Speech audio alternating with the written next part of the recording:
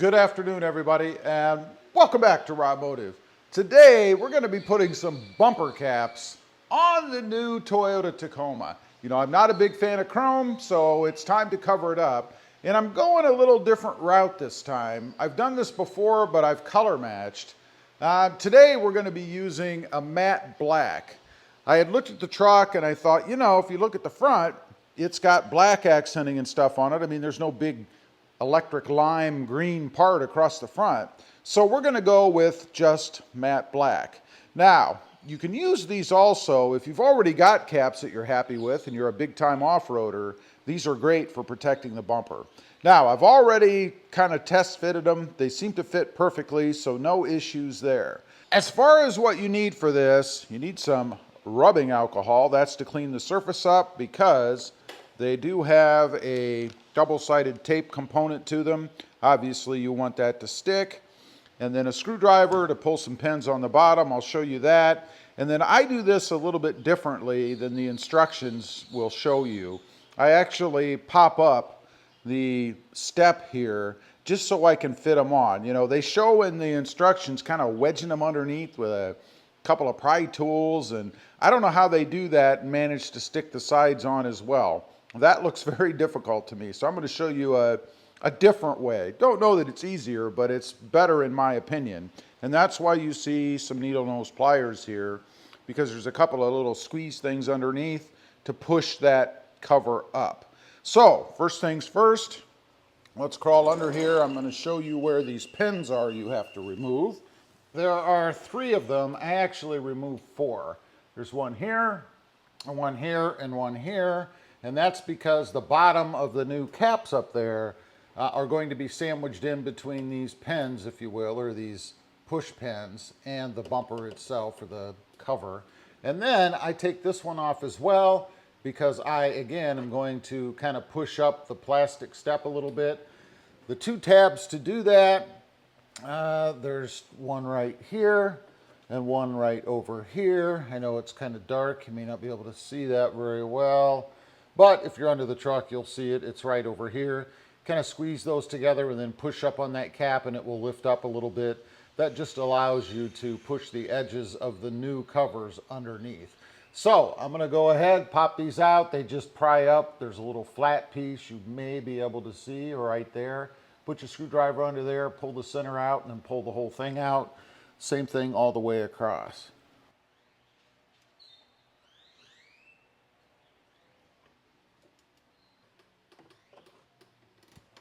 All right, I've got the cap pushed up a little bit. Again, just those 2 knobs underneath and the little pry tool over here on the corner. You can gently pop this up. It just gives you more clearance to stick that tape over on the side, if you will, and tuck the flanges that are on here, right here, up underneath. Just an easier install, I think, although it does take a little more work to get this thing up. Next up, go ahead and clean the side off that's going to have the adhesive tape on it. That's right there in the corner. And then we'll be ready to stick it on. Okay, here we go. Got the tape off. I'm going to start by kind of angling it in from the side here, because that tape I don't want to stick until I want it to stick. You know what I'm saying? So I'm going to kind of finagle it around here underneath until I get it to where I want it to be. Tape is already wanting to stick. Not quite as sticky as you would think though, so you do have a little play with it, I guess.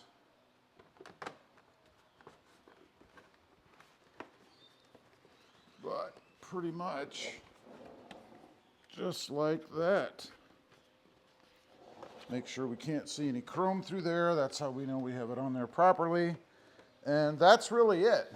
It's just that simple. It does make it easier again to get this bumper up just a little bit, this cover.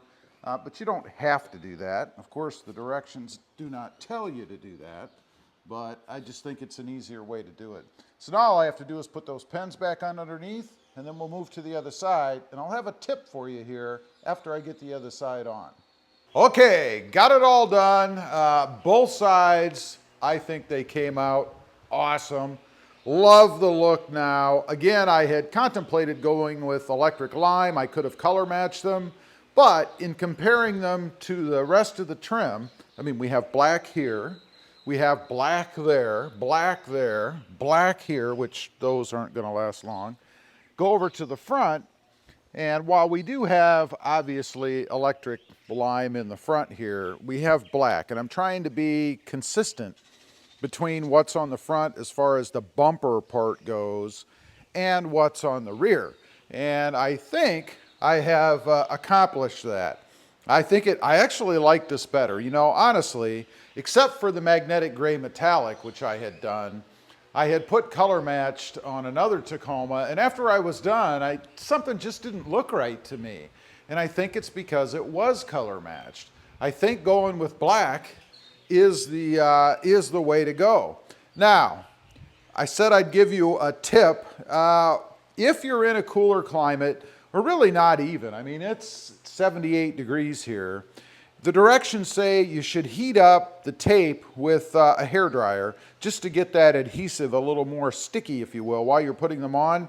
I would go one step further. I would heat up the tape and the surface of the part you're going to stick it to, obviously the chrome, or if you're using this to protect your existing painted bumpers, which isn't a bad idea, by the way, I would always heat it up so that it sticks better.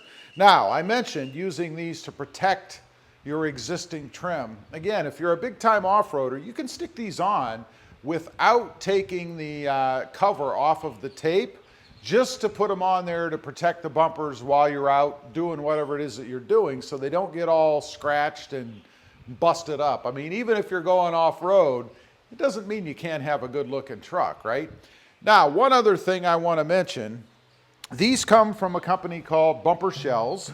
I've used them before, and they do a great job. There's another company, by the way, called Ecological. They do something similar, but I've always had good luck with Bumper Shells product. Right here is the information on what I used.